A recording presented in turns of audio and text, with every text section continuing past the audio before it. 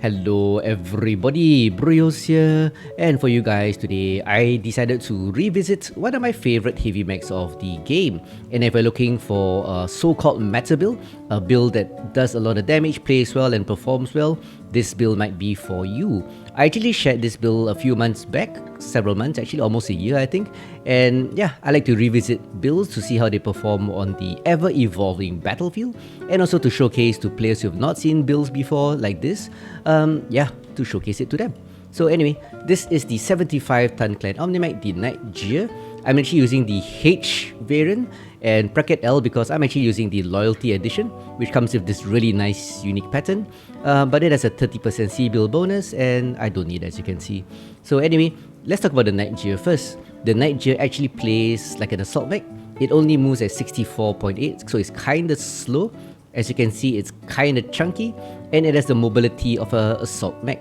But for all that, you do get a lot of firepower, and that's what this thing excels in. It jumps, it has firepower, and it runs pretty cool. So what is this build? It's a HAGVomit build. This configuration runs dual HAG30s with 4.5 tons of ammunition. That's his main weapons. The ammo finishes really fast, so you could actually sacrifice some of the double heat sinks for more ammo, but I'm going more for sustained fire rather than having too much ammunition. Less of a farm build.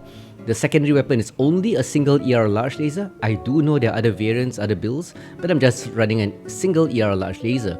14 double heatsinks and a TCOM Mark 1 for additional range and velocity. Velocity for the HAGs and range for the large laser.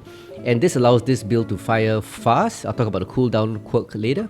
It fires fast, it finishes the ammo quickly, and with the 14 double heatsinks, it doesn't really generate too much heat. And that's the idea, to pump out as much damage as you can in a shorter period of time. It does have ECM. Range of the HAGs go out to about 931 meters, so it's a long range sniper build, and some people just don't like sniper builds, but yeah, they have their purpose on the battlefield. So with an ECM, it's pretty good. So let's look at the quirks. So if you look at the quirks here, with the set of 8 quirks, you get a cooldown quirk of 12.5%. Combined with the skills later, you'll go up to 21.5, so it fires really fast. External heat transfer means you can stand in lava. Minus 100% means you absorb no heat from the lava. But the disadvantage is that you don't dissipate extra heat even though the terrain is cold. So in other words, terrain makes no difference to it. There are heavy laser versions of this build because of the duration of minus 10%, but I'm just running a more sustained fire kind of build. So anyway, let's take a look at the skills. So because I want this to fire as fast as possible, I'm getting almost all the cooldown quirks, skills rather. So that's 9% additional cooldown for a total of 21.5% reduction in cooldown, as I mentioned earlier. 15 SPs for all the range nodes for additional 15% range. If you're gonna play a long range build, might as well get more range. That's what you are, right? So range builds should get more range. It also gets all the heat gen skills for additional 8.4% reduction in heat. 5 nodes of velocity to increase the velocity of the HAGs. Really useful if you are shooting at longer range because of the faster bullet travel time. More ammunition from 2 magazine capacity nodes for the HAGs, and it does need it. I do emphasize if you want to play more of a farmy build, you could sacrifice a double heatsink or 2 for more ammunition. But for me, this is just nice. 4 nodes of laser duration to reduce the burn time of the ER large laser by 10%. And 2 nodes of Gauss charge to hold the Gauss charge longer. Some pros don't use this because the default Gauss charge is long enough, but I like to pre-charge and hold the charge, so I find this really useful. Moving on to survivability, because of its low speed, tall stature and wide shoulders, it does draw a lot of fire, so I'm getting full skeletal and full armor hardening. That gives it quite a lot of armor, 18% more armor and 33% more structure. But if you look at the paper doll, it's still just a heavy mech, doesn't have much quirks in terms of survivability, so it is still rather fragile and susceptible to NASCAR. So positioning is really important in this build. It will in fact teach you how to position nicely, especially since you have jump jets. Anyway, 5 nodes of cool run for additional 10% heat dissipation. And talking about jump jets, I'm not getting any jump jet skills because I'm going for full firepower rather than using the 5 jump jets, or the 4 jump jets rather. So 2 nodes of ECM. If you're going to get ECM, always get the nodes. So if you're about 350 to 400 meters away from the enemy, you won't appear on their minimap at all, which is actually the most powerful thing for that single ton of ECM. Advanced zoom is like boomer vision, good for long range, but don't get stuck in zoom all the time because you tend to tunnel vision and not be aware of the surrounding. And finally, only one consumable slot extra for 1 SP. So that's it. That's the Night Gyr-H. There are several versions of this, but this is the faster firing, cooler running, sustained build with 2 HAGs and an ERLL in the head, high mounted.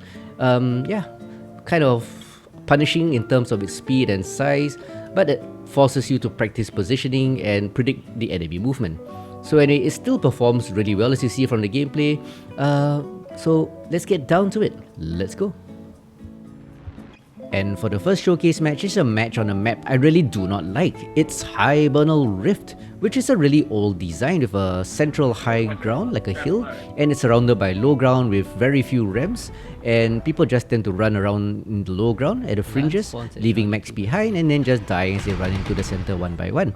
But it happens, and I just wish Crackstacks was a bit more free to edit this map, but it's working on clan, so be it. So even though I complain about Hibernal Rift a lot, sometimes all you can do is play the map, get used to enemy and friendly movement on the map, and just learn better positioning. No point complaining a lot when nothing can be done by you. All you can do is control your own performance. So as you can see, I'm holding the high ground as my team rotates into the low ground as per normal. An enemy lance spawns just opposite the map, as you can see, like a Marauder 2 and all that. So I'll just hold the high ground and shoot the enemy. Bravo 2, quite a lot. So always watch your friendly team movement. So Wop Wop when his archer has moved up, we got a few guys trading with me. Crusader decided to run, he doesn't have the range. Veagle still pop-tarting. There was a Panther or something earlier, no, a Javelin. And now we have a big boy Foxtrot. Focus on Charlie 3, Charlie 2. Just shoot stuff. We're trying to get the team to shoot stuff. We're doing a Bravo line push if you look at the map. Always see how the team is. Alpha. You always see how the team is moving. So quick check on the minimap shows a few friendlies are holding range at Charlie 4. At least I hope they're holding range. Well, this team with this bull shark in front of me pushes along Bravo line. That allows me to use all these one shot left torso. All this broken terrain as cover. Good shot. And since I have jump jets, I can pop tart a bit. This area is a bit irritating because of invisible hitboxes. But it's better for me. Harder to hit, harder to get my shots through, but even harder for the enemy to hit me. Quick check on the minimap shows the team is slowly advancing. That's good. Blow off something. So as the team draws aggro everywhere, I'm moving up. I'm doing my part to support. Even though honestly I got stuck on terrain here. I didn't get the jump jet skills, so the pop tarting isn't that superior with this skill tree. Oops, out of bounds. So more of a ground pounder than a pop tarter this build. This skill tree rather. Focus Charlie too low. But the jump jets are good enough to what we call for mobility, like to climb this hill. This dude always plays a Lerms build. Charlie 3, Charlie 2 low. Got quite a few mechs. Charlie 4. Yep. Good concise calls, like what I'm trying to do is always helpful. Tells the team where Charlie the enemy 4, is. 3. Enemy has done the classic mistake of falling into low ground.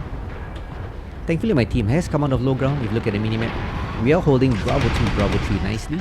Interesting coming behind you. 7-4. We've punished all those in Charlie 3 low ground. This team movement allows me to use my jump jets really well. Bravo 4 settlers. Left 2. There's a big boy Charlie in 4 also. That's the dropship. There's an assault mech there. Yep. But I'm taking fire from everywhere. Team has kind of decided to hold Charlie 2 area. Atlas is playing together. So I'm actually seeing how their friendly team is moving. It's 7-4. Two Enemy. Atlases. Be careful. Enemy Atlas decides to just rush in. Charlie 3 Atlas, one shot. 8-6. We could actually lose this because we're running straight into the center. And enemy team is zeroing in on the central area. Watch out, guys. That's a problem with this old map design. Target acquired. New target acquired. What about when his archer just rushes them? 2v1 here. Ammo depleted. But thankfully, I'm able to lend some support even though I ran out of Gauss ammo. So in longer matches like this, it's good to trade in one of the double heat sinks. Anyway, Charlie. Double heat sinks for more ammo. 5% But game is Thank you. still tight actually. acquired. But I'm kind of fresh, kinda. And 1 ERLL. Gotta make my ERLL laser count. So the Alice is just taking lots of fire. Target destroyed. Is he even moving? BBP? Or did he just give up? So 11-8. On left. 3 of us engaging this spider. He's in trouble. Astute observation. He can shoot me and kill me, but a bit too late. He's legged. So okay, surprisingly close. Team almost through as we rush the center one by one. But the mobility and the firepower of this Night Gyr shines through. So once I run out of ammo, I know I did a lot of damage. HAGs do farm. 1074 damage, no kills. That's a problem with HAGs. They don't kill, but they farm. 673 match score, still really nice. So let's move on to the next match. And now we come to the second showcase match, which is on Mining Collective. Mining Collective being a rather popular smallish map because people perceive it to be really brawly, which is kind of true, but there is a lot of verticality and there's several areas you can get good lines on the enemy at long range. And with the jump jets of the Night Gyr, you can access the vertical areas and with the arm mounted HAGs, shoot down, use the range and just rain death on the enemy. Not many people often look up. Yeah, let's go left. Follow the Annihilator. Echo line, Fox line. Negative. So as you could hear, I'm calling for a Echo line, Fox line push. That means a left side push. To be honest, Duke Nedo and his Annihilator on my left actually asked for it. So I just seconded the motion. By the way, Duke Nedo has a YouTube channel. Do drop by, I'll link it in the description below. Give him a follow. And thinking about follows, this Pelt is being followed by me and Duke Nedo. He's a good player, Pelt, but he overextended. Target destroyed. And he pays for it. Artillery strike. Happens to the best of us. UAVs up on the left. At 25%. If you got jump jet, this spot in Echo 5 is pretty strong. Most of the time the enemy comes by Echo 4 on my right or Fox 4 on the left. Quick check on the minimap shows Very that nice they, UAV. New target. they are mustering at Echo 4, Target spotted. so they could go either way. Target spotted. This spot here up high is strong. If you got a bit of mid-range or long range, you could come here. Affirmative. And jump jets of course. The problem is that everybody sees you, so you gotta be really careful. I'm getting kind of like stuck on this terrain. New target. Oh, this Nova Cat, Nedo, Charlie. Pushes left with ATMs. Strike. Totally didn't clear his corner. Walks into 2 heavies and an assault. And he pays and pays for it. Target destroyed. Moral of the story, always check your corners before you turn around. 2-0. Looks as though enemy team is pushing into the center. A really common but flawed strat. They are pushing up the middle. Yeah, I see them. Alice India is just charging down. Nice strike comes in. Good strike. Atlas India. New target. I would say he didn't clear his corner, but I'm sure he's just leading a push. Look at the map, start shooting. Very strong aggressive push with assaults.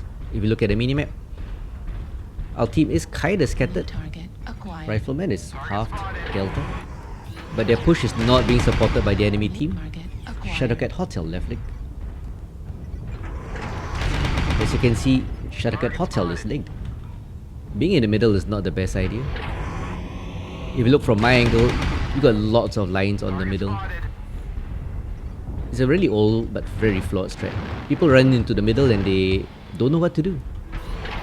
So it's 5-3. All these mechs I'm shooting have abandoned their assaults like this Kraken. Duke Nedo yeets the Atlas. So basically their brawl push with assaults was unsupported by the rest of the team, which ran into the center.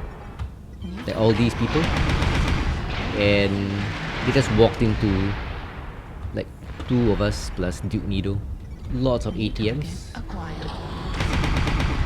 Target spotted. Yeah, look at it. They walk into the middle and then they just get stuck. New target. They have no idea what to do. This is a survivor from the failed push. Quick check the minimap. Ooh, I got him. Target It's acquired. 8-4. Acquired. Game is more or less won. Enemies in a bad position. Target destroyed. We are surrounding them. They're getting desperate and just like this Thunderbolt, trying to get some damage in, which I don't blame. Target destroyed. And that's it. So a flawed push by the enemy. Okay. Down the Echo 4 line while the rest of their team did not support them. Quite a few of us took the left side, like me and Duke Nedo. 949 damage, 2 kills, 3 KMDDs, not too bad. Very decent match score of 560. So that's it, ladies and gents, for this video on the HAGVomit Night Gyr with the set of 8 quirks. Still really vicious on a modern day battlefield, and with all the cooldown on this mech, it really does quite a bit of damage. And with the jump jets, it's pretty versatile. So anyway, I hope you enjoyed this video, give this build a try, and I hope to see you on the battlefield. Bye!